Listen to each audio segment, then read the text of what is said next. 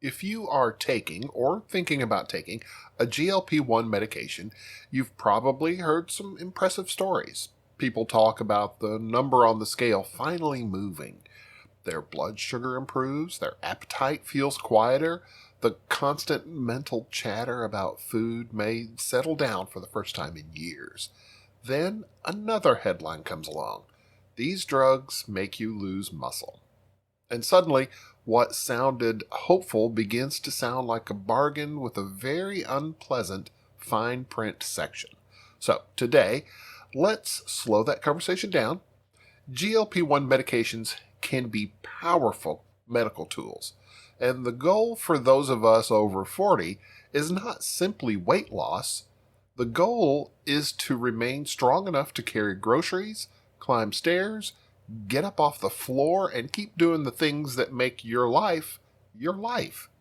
I'm Jay, and this is Somnilopod.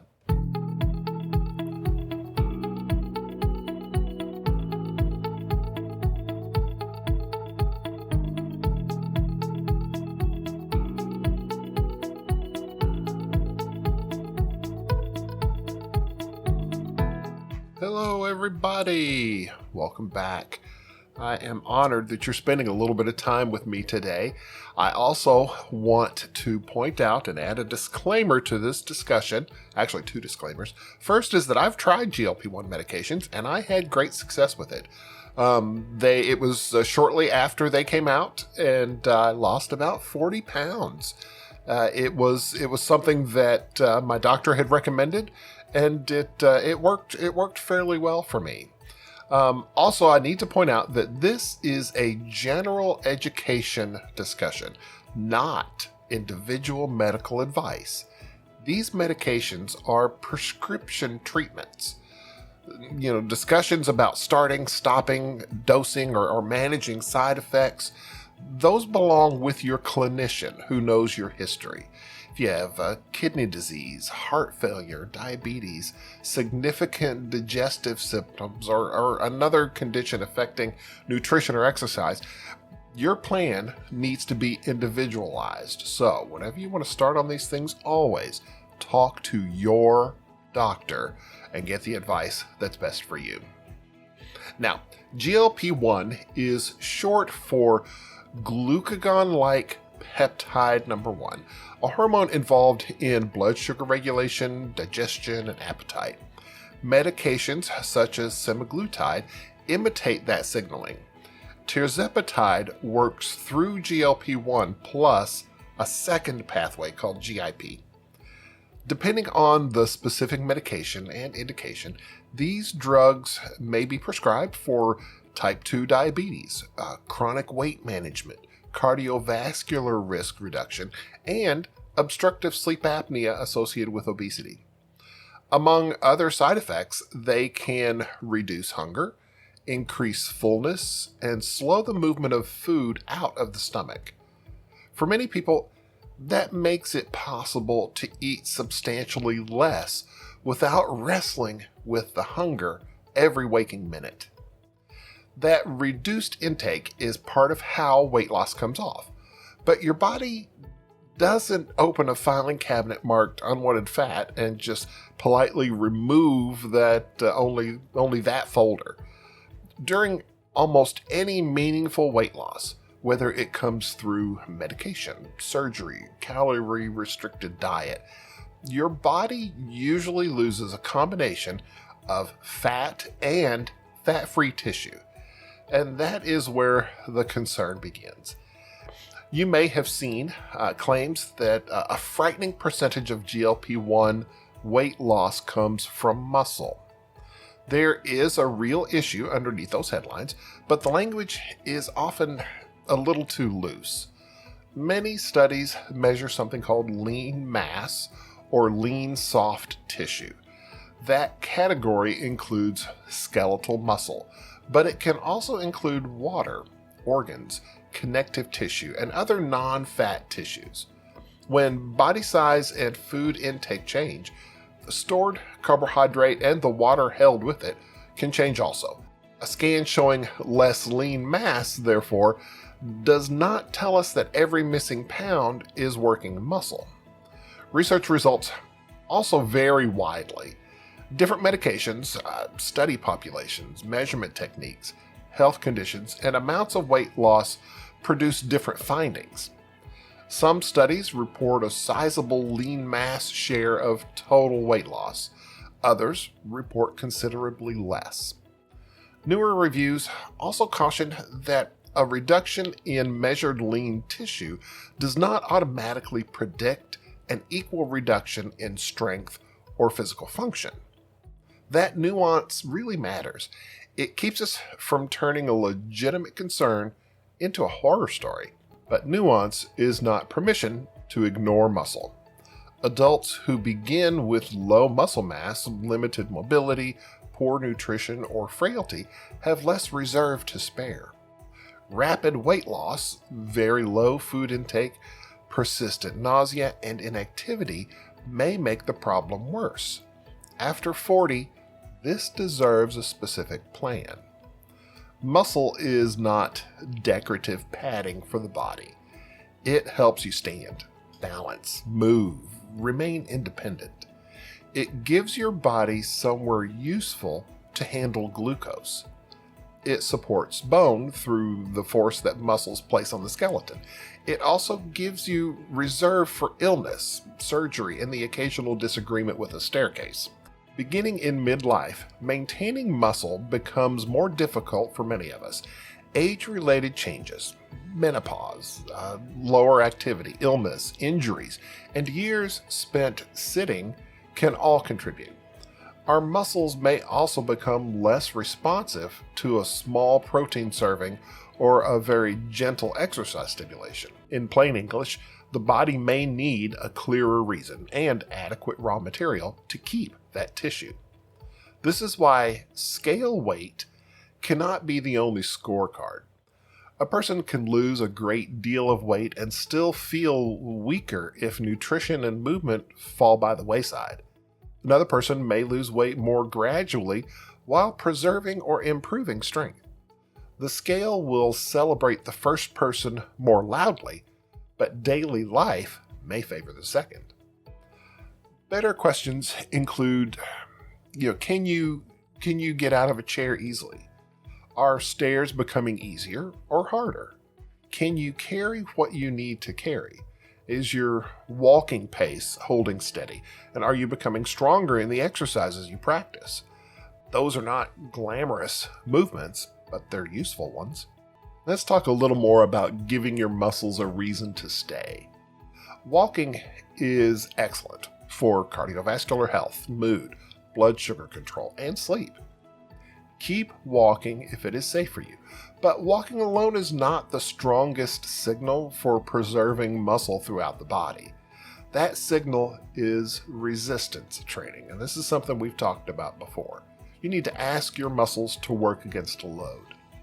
The load could come from a dumbbell, a machine, a resistance band, or weighted household object, or even your own body. Your muscles do not check whether you have a fashionable gym membership before responding. The American College of Sports Medicine's updated guidance emphasizes something refreshingly unglamorous. Consistency matters more than complexity. Training the major muscle groups at least twice a week is more important for most adults than finding a perfect program. Bands, body weight movements, and home routines can all work. For a beginner, that might mean 2 brief full body sessions each week. A basic routine could include sitting down and standing up from a sturdy chair, a wall push-up, a band row, a supported step up, a hip hinge movement, and carry. The last few repetitions should feel meaningfully challenging while your form remains controlled. Start where your body is, not where an online fitness personality says it ought to be. If you have chest symptoms, dizziness, significant joint problems, balance trouble, neuropathy, or a long period of inactivity, ask a qualified clinician or physical therapist to help you begin safely. Most importantly, progress gradually. Over time, add a little resistance, another repetition, or a more challenging version. muscle needs a reason to adapt. Doing the exact same movement forever eventually becomes more of a greeting rather than a request for the muscle. Now, GLP-1 medications may make a large plate look about as unappealing as assembling furniture without instructions. When appetite is low, every bite has more responsibility. Protein supplies amino acids, the building blocks the body uses to maintain and repair muscle. During weight loss, getting enough protein becomes particularly important. But this is not an invitation to live on shakes, eat an enormous steak at bedtime, or choose an arbitrary target from social media. Protein needs vary with body size, age, activity, total calorie intake, and medical conditions. Adults with kidney disease or certain other conditions may need individualized guidance. A registered dietitian, especially one familiar with obesity medicine, can translate a general recommendation into a safe target for you. In practice, it often helps to include a meaningful protein source at each meal rather than leaving nearly all of it until dinner.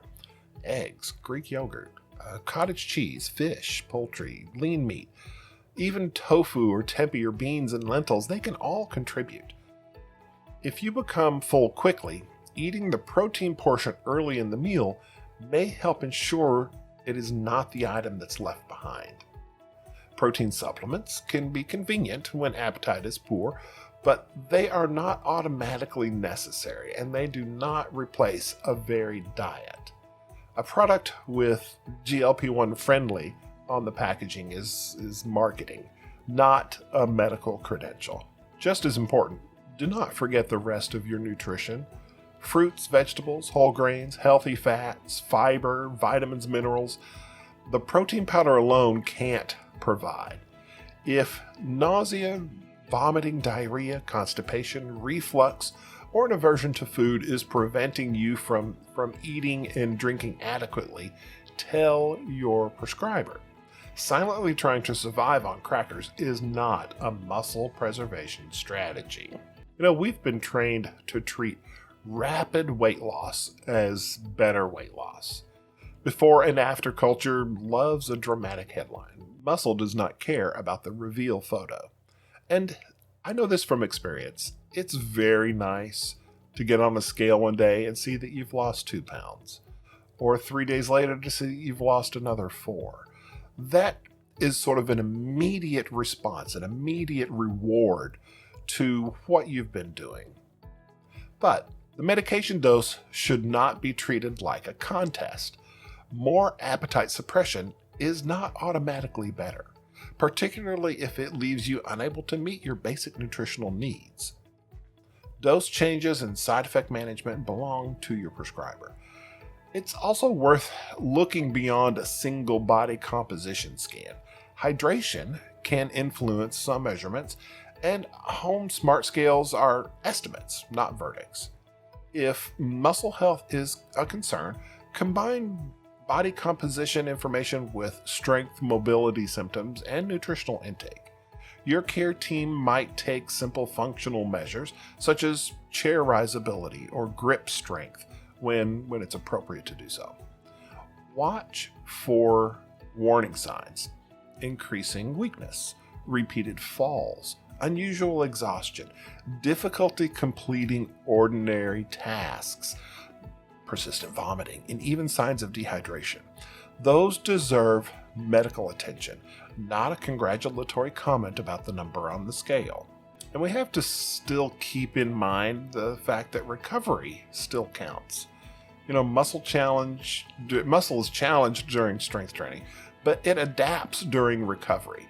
That means rest and sleep still have a place in this conversation. Poor sleep can make exercise feel harder, reduce the quality of recovery. Untreated sleep apnea can leave you exhausted, enough that resistance training never makes it off of the calendar. GLP-1 related nausea and reflux may also interfere with sleep for some people. If sleep becomes persistently worse after starting or increasing a medication, discuss the timing, the symptoms and the dose with your prescriber rather than improvising a medication change. Recovery also means leaving time between hard sessions for the same muscle groups and not interpreting soreness as proof of success. You are trying to build a durable practice, not win a 3-week argument with your quadriceps. And there is a practical place to begin all of this. And if you're using a GLP-1 or preparing to start one, your muscle plan can begin with 5 conversations and actions. First, ask your prescriber. Ask them how your nutrition, strength, and side effects will be monitored, not only your weight. Second would be to put realistic resistance sessions on your calendar. And they can be short. Train the major muscle groups and build from there gradually. Third would be identify a protein source that you can tolerate at breakfast, lunch, and dinner. Then ask a registered dietitian whether the overall amount fits your body and your medical history. Fourth, track function alongside weight. Notice chair rises, stairs, carrying, walking, and the resistance you can safely handle. Finally, speak up early if the medication makes eating, drinking, or moving unusually difficult. A treatment plan should support your health, not reduce you to a smaller but more fragile version of yourself. GLP-1 medications have changed what is possible for many people living with obesity, diabetes, or related conditions.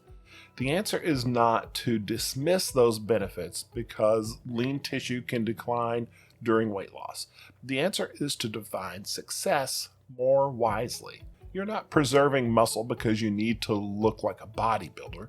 You're preserving it because you have a life to live. After 40, strength is not a vanity project. It's part of how we protect our choices, our mobility, and our independence. Let the scale be one piece of information. Make strength part of the goal from the beginning. Well, I hope you found this fun and interesting. I know that my experience on GLP-1 was successful, and it was mostly positive.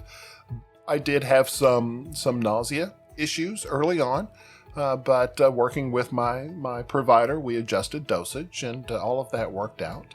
One thing I will point out, I did stop the medication when an insurance changed and the insurance would not pay for it any longer. So therein lies the rub with a lot of things. And unfortunately, I did not make any changes to my lifestyle when I started the GLP-1s. Didn't start exercising, didn't look at my diet, didn't do anything different. It was a very foolish mistake. So if you're planning on starting one of these medications, start with a plan, talk to your doctor, and make sure that it's going to work successfully for you. If you have any questions or comments or concerns, please reach out to me. I would love to hear some of your GLP-1 stories. You can reach me at j@somnillipod.com. You can also touch base with me through the socials, Facebook and YouTube.